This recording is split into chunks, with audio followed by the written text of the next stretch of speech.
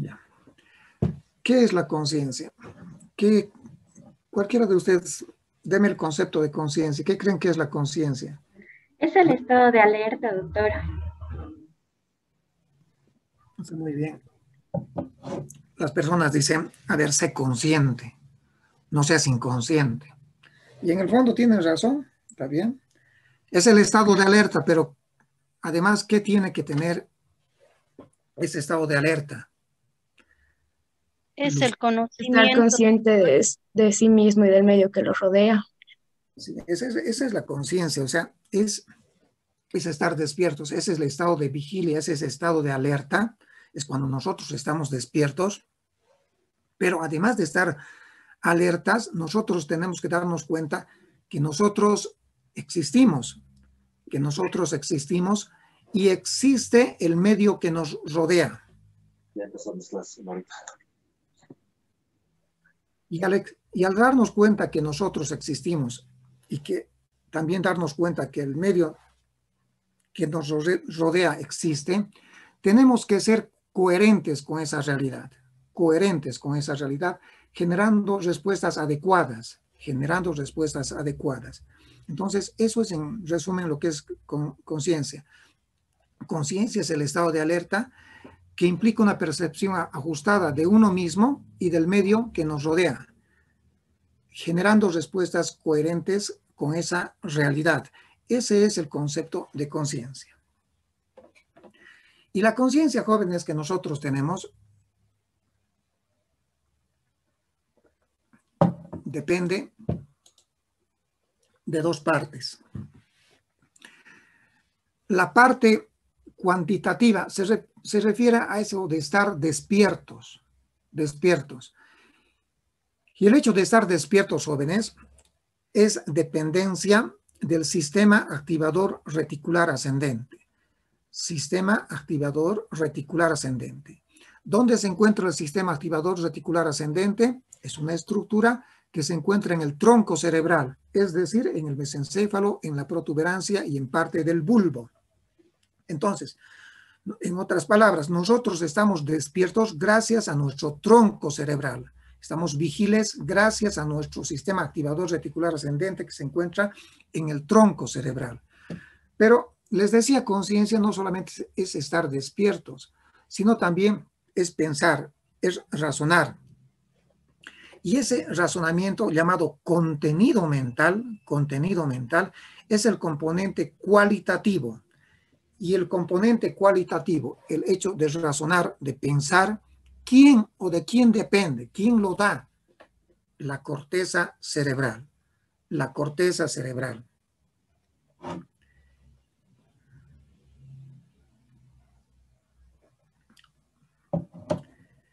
Entonces ya podemos ir deduciendo que existen dos alteraciones de conciencia, alteraciones cuantitativas y alteraciones cualitativas. Las alteraciones cuantitativas ustedes ya la conocen. Vigilia, normal. ¿Qué es lo patológico? Somnolencia, sopor y coma. Y las alteraciones cualitativas enseguida vamos a ver. Les decía que el hecho de estar despiertos, la vigilia, depende de esta estructura que se encuentra en el tronco cerebral, que se llama sistema activador reticular ascendente. Se encuentra en el mesencéfalo, en la protuberancia y en el bulbo raquídeo. Estamos despiertos gracias al SARA del tronco cerebral. Sistema activador reticular ascendente, acá. Y pensamos, razonamos, es decir, el componente cualitativo de la conciencia está acá, en la corteza cerebral. Nosotros pensamos gracias a nuestra corteza cerebral. Entonces hay dos componentes, el componente de estar despiertos, dependiente del tronco cerebral, y el componente de pensar, de razonar, dependiente de la corteza cerebral. Y lo que les iba diciendo, hay dos clases de alteraciones de la conciencia. Esta ya la conocen, las alteraciones cuantitativas. Se refieren, si un paciente no está despierto, entonces, ¿qué es lo patológico? Que esté somnoliento. Y más allá de somnolencia se llama sopor, y más allá del sopor se llama coma. ¿Y qué alteraciones del contenido, alteraciones cualitativas, alteraciones del pensamiento nosotros tenemos? Esos cuadros confusionales, esos cuadros de desorientación, esos cuadros de delirium, esos cuadros de agitación psicomotora. Cuando un paciente está confuso, desorientado, decimos si este paciente tiene compromiso de conciencia cualitativo. Puede estar despierto y tener una alteración de conciencia. Y esa alteración de conciencia se conoce con el nombre de alteración cualitativa. Y ejemplo, los síndromes de desorientación, los síndromes de confusión. Puede tener también alteraciones cuantitativas, alteraciones del sistema activador reticular ascendente consistente en somnolencia, sopor y coma. Entonces ya están conociendo dos clases de alteración de conciencia. Habiendo hecho este adelanto, decimos, ¿qué es el coma? Sencillito, hay varios conceptos, hay conceptos filosóficos, religiosos, hay conceptos médicos, y este es el más sencillito. Es el estado donde se pierden las funciones de la vida de relación, pero se mantienen las vegetativas. Las vegetativas se refieren al latido cardíaco, a la presión arterial, etcétera, etcétera. Entonces, ese es el concepto de coma. Esto vamos a ver más adelante. Y habiendo dado los conceptos, jóvenes, hoy día nos vamos a dedicar el resto de la clase a realizar un abordaje, cómo examinamos al paciente en estado comatoso. Y sin duda para todo es esto, el ABC. Para todo es el ABC. En los servicios de emergencia siempre está presente el ABC. ¿Dónde va un paciente comatoso? Tiene que ir pues a un servicio de emergencia y de ahí tiene que ir a un servicio de terapia intensiva. ¿Y qué se hace en estos servicios? El ABC. Ya saben que A es vía aérea permeable con el control del cuello, que B es breathing, control de la respiración, que C es control de la circulación, es decir, control de la hemodinamia, ver que ese paciente esté hemodinámicamente estable. Y en D viene el examen neurológico básico. El examen neurológico básico que consiste en ver la conciencia, las pupilas, la motricidad y el Glasgow. Entonces, podemos decir que cuando abordamos un paciente en estado comatoso, tenemos que hacer el ABC. Pero además de hacer el ABC, además de realizar el ABC en un paciente comatoso, es importante realizar estos tres parámetros, jóvenes. Es decir, ver qué tipo de respiración tiene. ¿Qué tipo de respiración tiene? Es muy importante. Entonces, ver la respiración, ver cómo están las pupilas y también qué tipo de respuesta motora tiene estos pacientes. ¿Por qué es importante ver estas tres cositas? La respiración, hacer un análisis un poquito más profundo de las pupilas y hacer un análisis un poquito más profundo de la respuesta motora. ¿Por qué? Porque gracias al tipo de respiración que tiene el paciente, gracias al tipo de pupilas que tiene el paciente y gracias a la clase de respuesta motora que tiene el paciente, nos vamos a dar cuenta dónde más o menos aproximadamente está la lesión. ¿Dónde aproximadamente está la lesión? Y eso es lo que vamos a hacer, les decía, a lo largo de esta clase. Bien. Vamos viendo entonces, hacemos el ABC. Ahora vamos a hablar de qué tipo de respiración, qué tipo de pupilas y qué tipo de respuesta motora vamos a encontrar o podemos encontrar en un paciente en estado comatoso. Para eso vamos a usar la pizarra.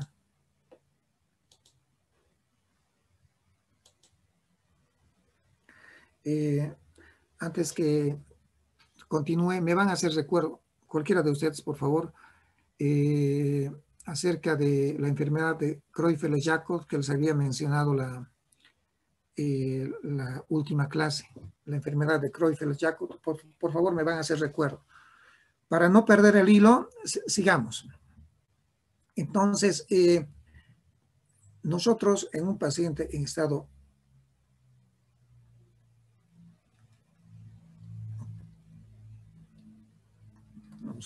vamos a hacer lo siguiente para ganar espacio.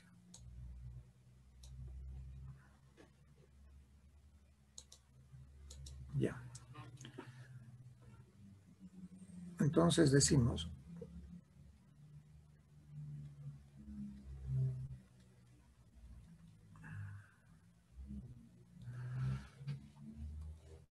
¿qué elementos etiopatogénicos son importantes cuando nosotros abordamos un paciente en estado comatoso?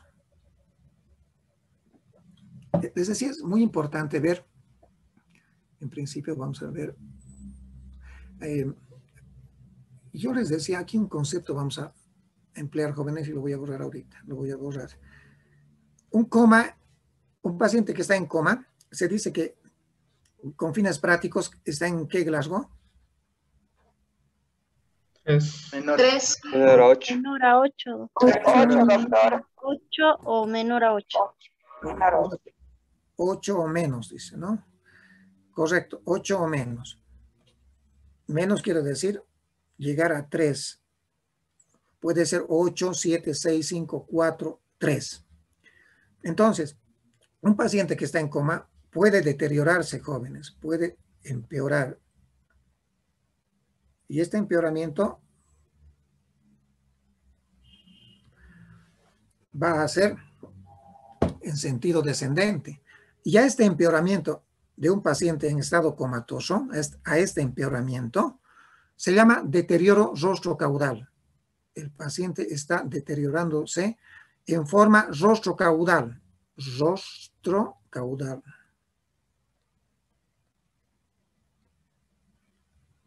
El paciente, en otras palabras, está empeorando. Por eso se llama a esto, a este empeoramiento, está deteriorando. Deterioro rostrocaudal. Y vamos a ver en qué consiste ese deterioro rostrocaudal.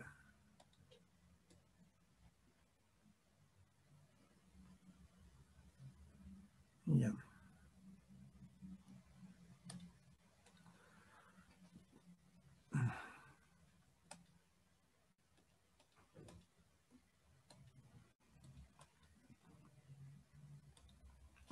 Atiendan porque siempre sale alguna pregunta de esta clase en los exámenes.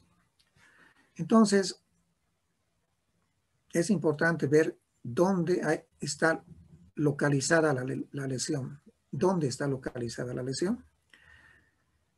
Y la lesión puede estar localizada a nivel de los hemisferios cerebrales o en el, puede ser hemisférica, o puede estar ubicada en el diencéfalo,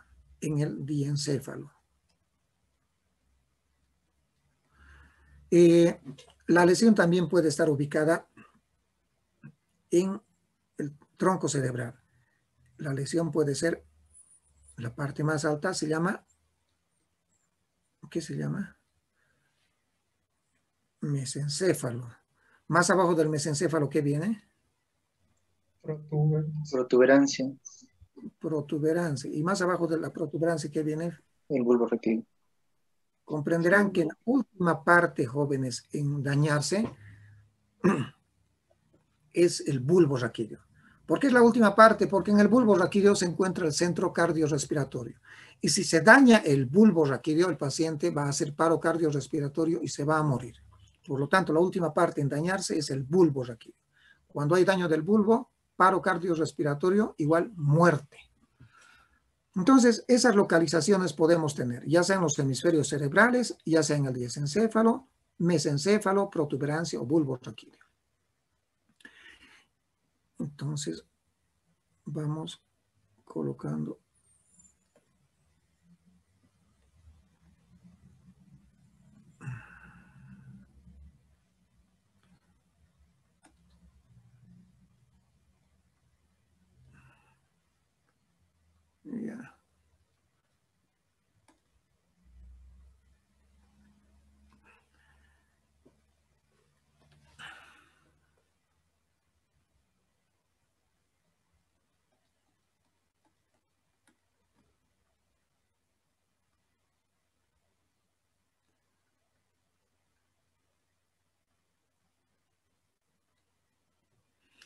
En principio vamos a ver, cuando un paciente está en estado comatoso, ¿qué tipo de respiración tiene el paciente? ¿Qué tipo de respiración tiene el paciente? Más adelante vamos a ver qué tipo de pupilas tiene el paciente.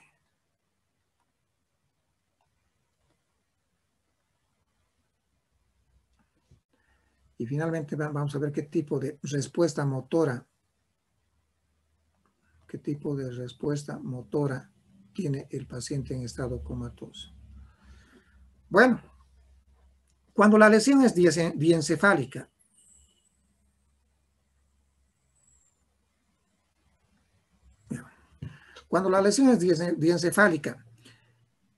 ¿qué tipo de respiración tiene el paciente en estado comatoso? Tiene esta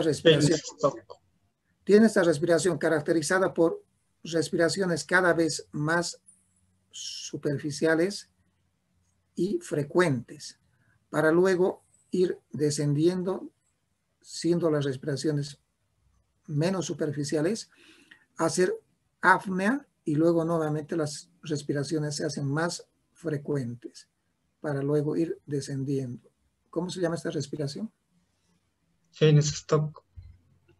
La respiración de Cheyne-Stokes.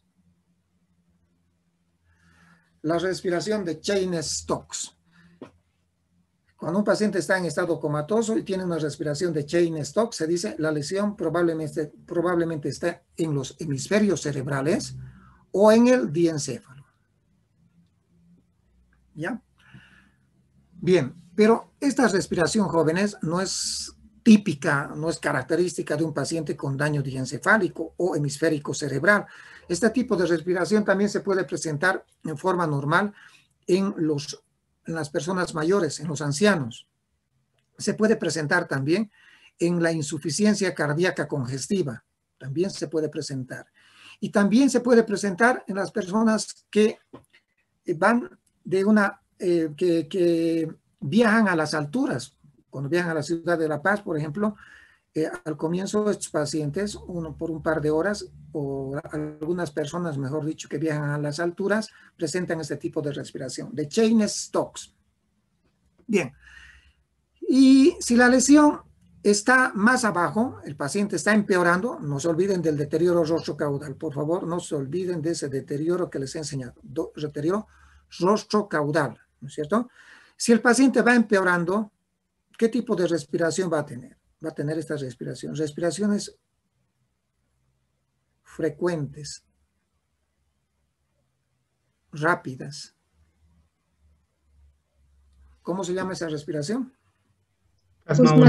Kussmaul. Respiración de Kussmaul también se llama. Se llama, aquí voy a anotar, hiperventilación neurogénica central. Hiperventilación neurogénica central.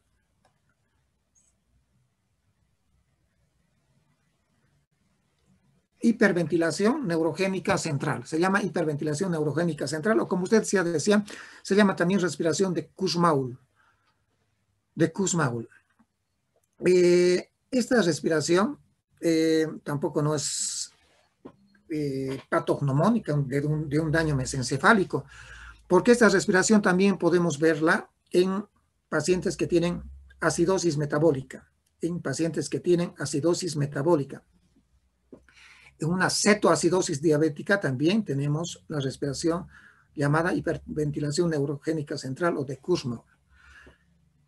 ¿Qué tipo de respiración tenemos cuando el paciente tiene un daño de la protuberancia? ¿Qué tipo de respiración? Es una respiración caracterizada, miren por favor, por una inspiración seguida de un periodo de apnea, luego expiración, luego apnea, luego inspiración, apnea, expiración, apnea. ¿Cómo se llama esta respiración? Apneústica. Es la respiración apneústica de apnea, porque hay mucha apnea, miren, apnea, apnea. Es la respiración apneústica. Y esta respiración sí se presenta por lesiones de la protuberancia. Cuando el daño está ya en la protuberancia, se va a presentar esta respiración apnéustica. Y finalmente, si el paciente va deteriorando, rostro caudal, no se olvide, va empeorando, ¿qué clase de respiración finalmente va a tener este paciente? Por último, antes de morirse, este paciente va a tener este tipo de respiraciones.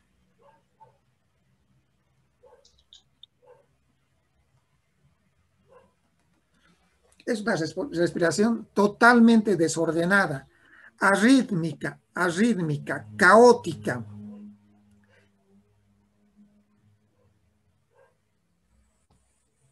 Y esta respiración arrítmica, caótica, se la conoce con el nombre de respiración de Biot. Biot, aquí voy a anotar, Biot. Respiración de Biot, o llamada también respiración caótica, desorganizada, desordenada, arrítmica, o también se conoce con el nombre del gasping. Lo voy a borrar esto porque el gasping. El gasping, en términos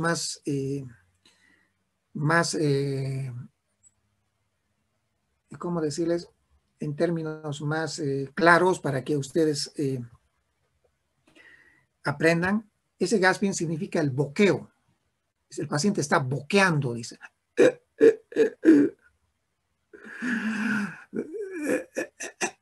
Son respiraciones arrítmicas, atáxicas, también se llama una respiración atáxica, caóticas. Entonces el paciente aquí tiene una respiración muy desorganizada y al final, como les decía, hace el gasping, hace apneas